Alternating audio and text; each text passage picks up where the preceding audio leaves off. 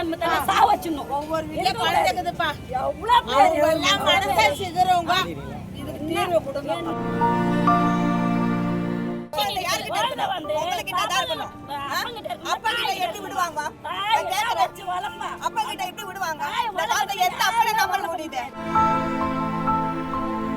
பாசத்தை காட்டி அது இதுன்னு வாங்கி கொடுத்து மொத்தமா குழந்தை மனசை பிரெயின் வாஷ் பண்ணி அப்பா தான் எனக்கு வேணும்னு சொல்ல வச்சிருக்கு. அப்பா எனக்கு வேணும்னு சொல்லி அந்த குழந்தையே தான் போயிருக்கு, நம்பி இருந்திருக்கு. வாமா நம்ம ட்ரிப்பு போலாம்னு சொல்லிட்டு ஒரு ரூம் எடுத்து இந்த மாதிரி பண்ணிருக்காங்க. அந்த குழந்தை அவன் மேல வச்சிருக்க நம்பிக்கையை கெடுத்துட்டாங்க.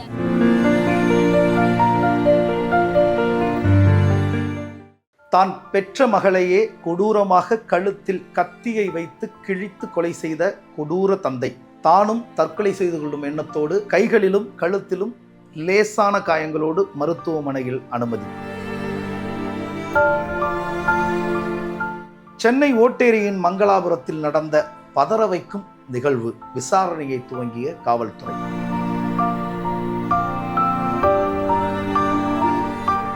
விசாரணையின் போக்கு என்ன, வழக்கின் நிஜத்தன்மை என்ன? வாருங்கள் அலசுவோம். சென்னையின் ஐனாவரம் பகுதியில் வசித்த சதீஷிற்கும் ஓட்டேரியின் மங்களாபுரத்தில் வசித்த ரெபேக்காவிற்கும் கடந்த சில ஆண்டுகளுக்கு முன்பாக திருமணம் நிகழ்ந்தது. அவர்களுக்கு 6 வயதில் ஒரு மகள், பெயர் ஸ்டெஃபி ரோஸ். கடந்த சில ஆண்டுகளாகவே சதீஷிற்கும் ரெபேக்காவிற்கும் நடந்த கருத்து வேறுபாட்டின் காரணமாக இருவரும் தனித்தனியே பிரிந்து அவரவர் வீடுகளில் வசித்து வருகிறார்கள். மகள் ஸ்டெஃபி ரோஸ் அம்மாவின் பராமரிப்பில் இருந்து கொண்டிருந்தார். சில மாதங்களுக்கு முன்பாக சதீஷ் என்னுடைய மகளை என்னோடு அனுப்பிவிடு, இல்லை என்றால் நான் உன்னை கொன்று விடுவேன் என்று சொல்லி ரெபேக்காவை மிரட்ட, வேறு வழியின்றி சதீஷின் மிரட்டலுக்கு பயந்த ரெபேக்கா தன்னுடைய மகள் ஸ்டெஃபி ரோஸை அப்பா சதீஷோடு அனுப்பி வைத்திருக்கிறார். எல்லாம் சரியாகத்தான் சென்று கொண்டிருந்திருக்கிறது. கடந்த வாரத்தில் நடந்த ஒரு நிகழ்வுக்கு முன்பாக மகள் ஸ்டெஃபி ரோஸை அழைத்து கொண்டு ஓட்டேரியிலிருந்து ஆலந்தூரில் ஒரு முக்கியமான நட்சத்திர விடுதியில் அறை எடுத்து தங்கி இருக்கிறார் சதீஷ். அவர்கள் தங்குவதற்காக உள்ளே சென்ற ஒரு சில மணி நேரத்தில் ஒரு குழந்தையின் மரண ஓலத்தை கேட்டு அறையின் கதவை உடைத்து கொண்டு உள்ளே சென்ற பணியாளர்களுக்கு ஒரு பேரதிர்ச்சி. இரத்த வெள்ளத்தில் கிடந்திருக்கிறாள் அந்த 6 வயது நிரம்பிய ஸ்டெஃபி ரோஸ். அருகில் தந்தை சதீஷ் தனது கைகளிலும் கழுத்திலும் ஒரு சில காயங்களோடு இருந்திருக்கிறார். இருவரையும் மருத்துவமனையில் அனுமதித்த பணியாளர்கள் காவல்துறையினருக்கு செய்தியை கொடுத்திருக்கிறார்கள். காவல்துறையினர் வந்து தன்னுடைய விசாரணையை துவங்கியிருக்கிறார்கள். விசாரணையின் துவக்கத்திலேயே தெரிந்திருக்கிறது, மகள் ஸ்டெஃபி ரோஸ் அந்த சம்பவ இடத்திலேயே துடிக்க துடிக்க உயிரிழந்திருக்கிறார். அப்பா சதீஷ் ஒரு சில காயங்களோடு தற்போது மருத்துவமனையில் இருக்கிறார். இதுதான் நிகழ்ந்த செய்தி. இந்த செய்திக்கு பின்னாடி என்ன நடந்துச்சு? சென்னை ஓட்டேரியில் வசித்து வந்த சதீஷ் தன் மகளை அழைத்து கொண்டு ஆலந்தூரில் இருக்கிற நட்சத்திர விடுதியில் ஏன் அறை எடுத்து தங்க வேண்டும்? மகளை கொல்ல வேண்டும் என்கிற நோக்கத்தோடு தான் இவர் இந்த திட்டத்தை செயல்படுத்தினாரா, இல்லை நிஜமாகவே இந்த கொலை எதிர்பாராத விதமாக இவரின் மனப்பிறழ்வின் காரணமாக நிகழ்ந்ததா அப்படிங்கிறத இப்ப விசாரிச்சுக்கிட்டு இருக்காங்க காவல்துறையினர். இந்த விசாரணை தொடங்குவதற்கு ஒரு சில மாதங்களுக்கு பின்னால் நாம் போய் பார்த்தா என்ன நடந்திருக்கிறது?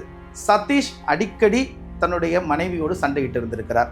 ஒவ்வொரு முறையும் மனைவி ரெபேக்காலோடு சதீஷ்க்கு சண்டை வருகிற பொழுதெல்லாம் ஒரு சில ஆயுதங்களை எடுத்து மனைவியை மிரட்டி இருக்கிறார். ஒன்று உன்னை கொண்டுடுவேன், இல்லைன்னா நம்ம மகள் ஸ்டெஃபி ரோஸை கொண்டுடுவேன் என்று சொல்லி அவர் மிரட்டி இருந்திருக்கிறார். இந்த வழக்கை பொறுத்த வரைக்கும் நமக்கு நிறைய கேள்விகள் முன்னாடி வந்து நிற்குது. ஓட்டேரியில் இருக்கிற சதீஷ் எதற்காக ஆலந்தூரின் ஒரு நட்சத்திர விடுதியில் ஒரு அறைய பதிவு செய்யணும், புக் பண்ணணும்? அங்க எதற்கு தன்னுடைய மகளை அழைச்சிட்டு வரணும்? அதை தாண்டி தாயோடு இருக்கிற ஸ்டெஃபி ரோஸை நான் தான் வளர்ப்பேன், என் மகள் என்னோடு தான் இருக்கணும்னு உரிமை கொண்டாடி எதற்காக அந்த தன்னுடைய மகளை அவர் தன்னுடைய பொறுப்பில் அழைச்சிட்டு வந்து வளர்க்கணும்? சதீஷ் என்கிற நபர் யார்? அவருடைய பின்னணி என்ன? இதற்கான பதில் விசாரணையின் போக்கில் தான் நமக்கு தெரிய வரும். சதீஷை பற்றி நாம விசாரித்த வரைக்கும் கிடைத்த தகவல்கள் என்ன அப்படின்னா, கடந்த சில ஆண்டுகளுக்கு முன்பாக சதீஷிற்கும் ரெபேக்காவிற்கும் திருமணம் நிகழ்ந்திருக்கிறது. இருவரும் கருத்து வேறுபாடுகளின் காரணமாக பிரிந்திருக்கிறார்கள் அப்படிங்கிறது எல்லாருக்கும் தெரிஞ்ச விஷயம்தான். ஆனாலும் சதீஷ் ஒவ்வொரு முறையும் தன்னுடைய மகளை பார்க்க வேண்டும் என்று நினைக்கிற பொழுதெல்லாம் போய் ரெபேக்காவினுடைய வீட்டு வாசல்ல நின்று பெருசா தகராறு பண்ணியிருக்காரு.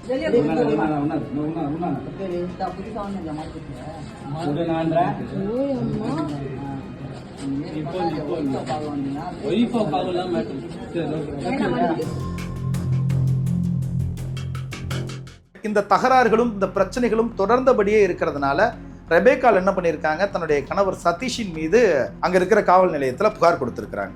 அந்த புகாரின் அடிப்படையில் காவல்துறையினர் சதீஷை கைது பண்ணி விசாரணைக்கு உட்படுத்தி இருக்கிறாங்க, கோர்ட்டில் ஆஜர் செஞ்சிருக்கிறாங்க.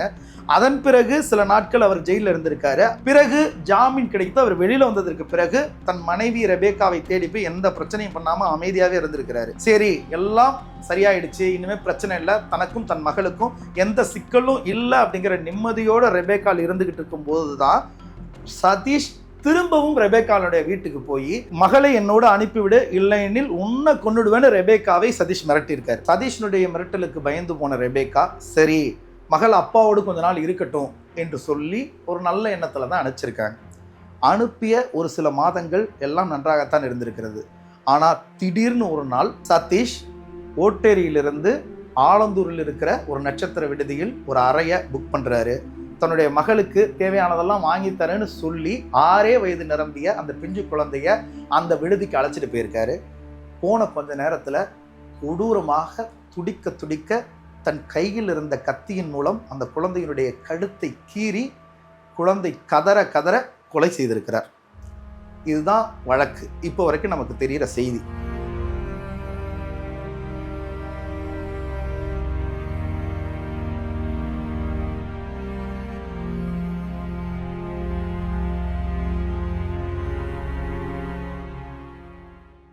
இந்த விசாரணை துவங்கி இருக்கிறது. இந்த வீடியோவை நாம் ரெக்கார்ட் பண்ணிக்கிட்டு இருக்கிற இந்த நேரத்தில் சதீஷ் மருத்துவமனையில் இருக்கிறாரு.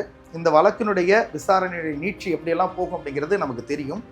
ஆனால் நம்முடைய கேள்விகள் என்ன அப்படின்னா, சதீஷ் என்கிற இந்த நபர் மனப்பிறழ்வுக்கு உட்பட்டவரா? இவருக்கு எதுவும் மனரீதியான பிரச்சனைகள் இருக்கிறதா? இல்லை தன்னுடைய மகளை கொல்வதன் மூலம் தன் மனைவியை பழி வாங்கி விடலாம் அப்படிங்கிற ஒரு வன்மமான எண்ணம் தான் அந்த கொலைக்கு காரணமா? சதீஷ் என்கிற நபர் யார்? அவர் போதை பழக்கத்திற்கு அடிமையானவர் என்றும் சிலர் சொல்கிறார்கள். அதனுடைய நம்பகத்தன்மை என்ன, உண்மைத்தன்மை என்ன? இந்த வழக்கு விசாரணையின் முடிவு எதுவாக இருந்தாலும் வெறும் 6 வயது நிரம்பிய கனவுகளோடு இந்த உலகத்தை எதிர்கொண்டு காத்திருந்த ஒரு பிஞ்சு குழந்தை கொடூரமான முறையில் கொலை செய்யப்பட்டிருக்கிறார். அதை செய்தது அவளுடைய தந்தை என்பது ஒட்டுமொத்த சமூகத்தையும் உலுக்கி இருக்கிறது. இந்த கொலை சார்ந்த அந்த பகுதி மக்களினுடைய கருத்து என்ன அப்படிங்கிறத இப்ப பாத்துருங்க.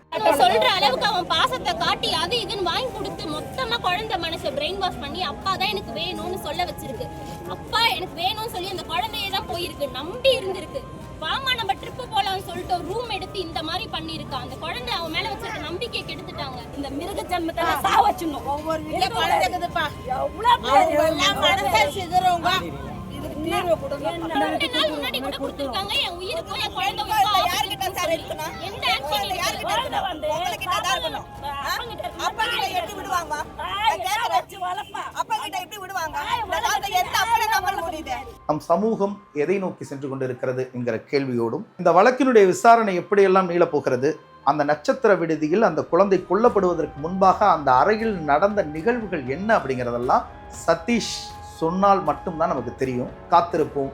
விசாரணையின் போக்கை உங்களோடு மீண்டும் நாங்கள் பகிர்ந்துகிறோம். அதுவரையில் கனத்த இதயத்தோடு விடைபெறுகிறோம். நன்றி, வணக்கம்.